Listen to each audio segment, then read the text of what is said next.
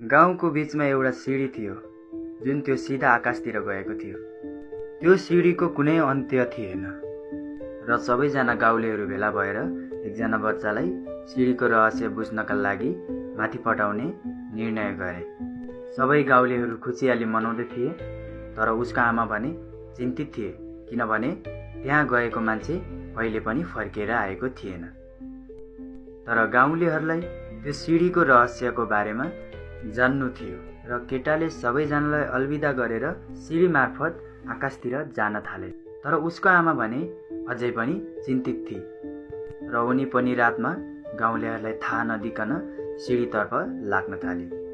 आफ्नो बच्चाको माया कुन आमा बाबालाई हुँदैन र?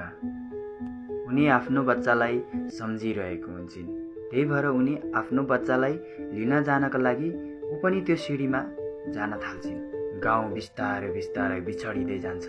सिडीले आकाश बादलहरूलाई छुँदै जान्छ र एउटा ठुलो ढोका देखिन्छ। त्यो केटीले त्यो ढोका खोलेर हेर्दाखेरि टक्कसँगले हाम्रो घर देखिन्छ र त्यो घर चाहिँ मेरो हो।